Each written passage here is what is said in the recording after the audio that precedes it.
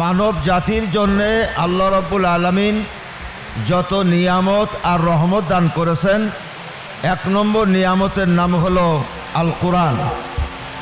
আল্লাহ বলছে কুল বিফাদলিল্লাহি ওয়া বিরহমাতিহি, নবী আপনি বলুন আল্লাহর অনুগ্রহ রহমত থেকে কোরআন এসেছে। ফাবিযালিকা ফালইফরাহু, মানুষ যদি ভাগ্যবান হতে চায় তাহলে তারা যেন কোরআনের উপরে খুশি হয়ে যায়। হুয়া খায়রুম মিম্মা ইয়াজমাউন, এই দুনিয়ার মধ্যে যারা কোরআন সঞ্চয় করেছে তারাই একমাত্র খায়র, তারাই একমাত্র উত্তম। আল্লাহ বলছে হুয়া খায়র, লাইলাতুল কদরি খায়রুম মিন আলফি শাহর। লাইলাতুল কদর কোরআনের কারণে যেমন হাজার মাসের থেকে শ্রেষ্ঠ।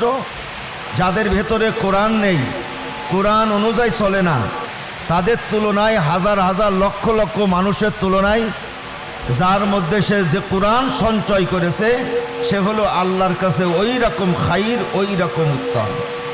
এখন কোরআন সঞ্চয় আমরা কেমনে করব? কোরআন যদি সঞ্চয় করতে হয়, এক নম্বর কাজ হলো কোরআন পড়তে হবে। কোরআন পড়া ছাড়া কোরআন সঞ্চয় করা সম্ভব না। কোরআনের প্রথম অবতীর্ণ শব্দ ইকরা, কোরআনের প্রথম অবতীর্ণ শব্দ ইকরা। ইকরা আপনি পড়ুন। এই যে আল্লাহ পড়তে বললেন, এরপরে বিভিন্ন ক্রিয়ায় ইকরাউ, ইয়াকরাউ, তাকরাউ, নাকরাউ, করাআতা, করাআ, বিভিন্ন ক্রিয়ায় সমগ্র কোরআনে আল্লাহ রাব্বুল আলামিন 83 বার কোরআন পড়তে বললেন আমাদেরকে। আল্লাহ বলছে কোরআন পড়ো, কোরআন পড়ো, কোরআন পড়ো, কোরআন পড়তে হবে, কোরআন পড়া প্রয়োজন, কোরআন পড়া প্রয়োজন। 83 বার বলার পরও যাদের কানের মধ্যে ঢুকলো না এই পড়ার ব্যাপারে, তারা আল্লাহর কাছে জবাবটা কি দেবে? আল্লাহ কোরআন পড়তে বললেন।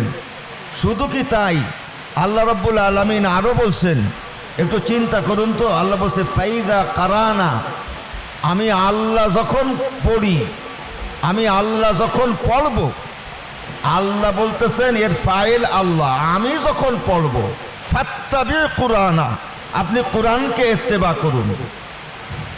অন্য আয়াতের মধ্যে এরপরে আল্লাহ বলছেন যে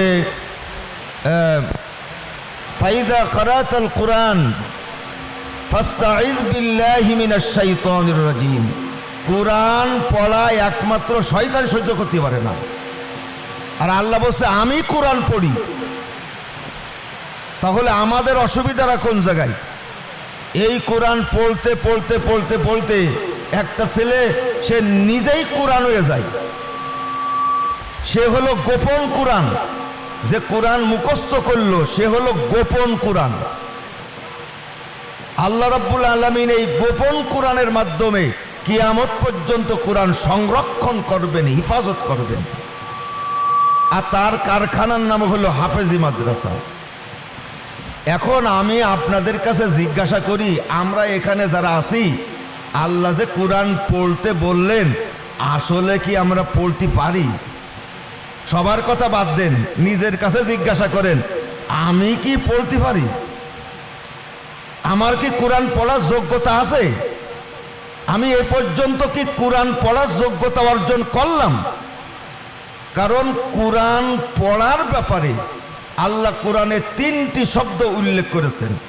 ইকরা মানে পড়ো, উতলু মানে পড়ো, রাত্তিল মানে পড়ো। তাহলে এক পড়ার ব্যাপারে আল্লাহ 3টি শব্দ আনলেন কেন? ইকরা পড়ো, আবার উতলু মানে পড়ো, আবার রাত্তিল মানে পড়ো। তোমার মত মতন পড়লে হবে না, আন্দাজে পড়লে হবে না। কোরআন সুন্দর করে পড়ার একটা ফলই আছে। আমি তা জানলাম না, বুঝলাম না, আমার মতন মাইঠো কায়দায় কোরআন পড়েই গেলাম।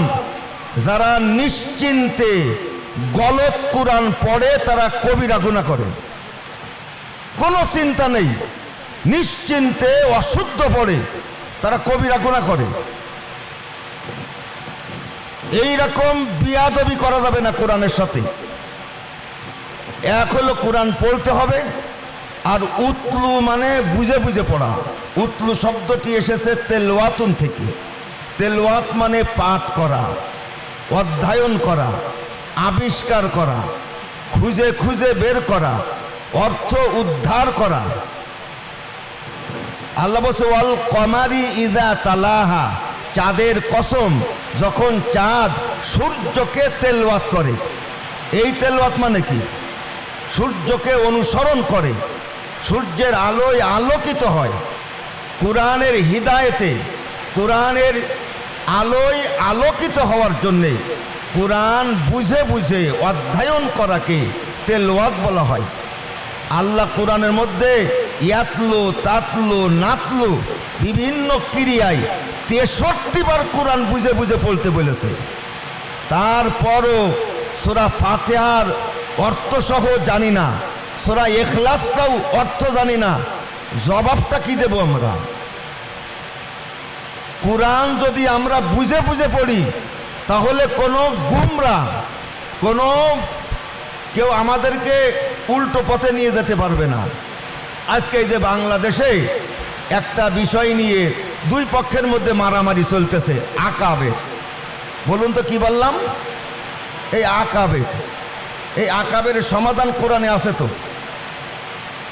এখন আমরা যদি কোরআন বুঝে বুঝে পড়তাম, ওয়াকাযালিকা জাআলনা ফি কুল্লি ক্বরিয়াতিন আকাবিরা মুজরিমিহা, যুগে যুগে কালে কালে যারা অপরাধী, অপরাধীর প্রধানদেরকে আকাবির বলা হয়েছে।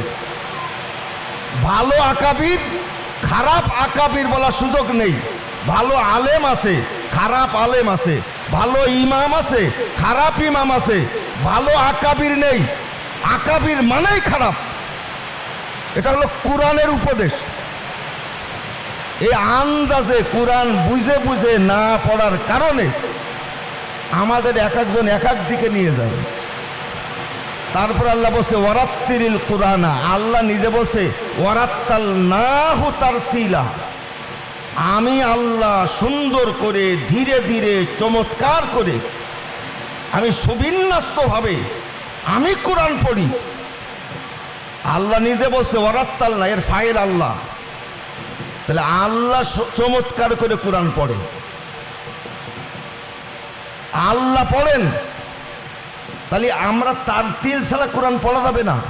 তাজবিদকে বাদ দিয়ে, মাখরাজকে বাদ দিয়ে, মাদ গুন্নাকে আপনি অস্বীকার করে আপনি আন্দাজে মাইঠো কায়দায় কোরআন পড়া যাবে না।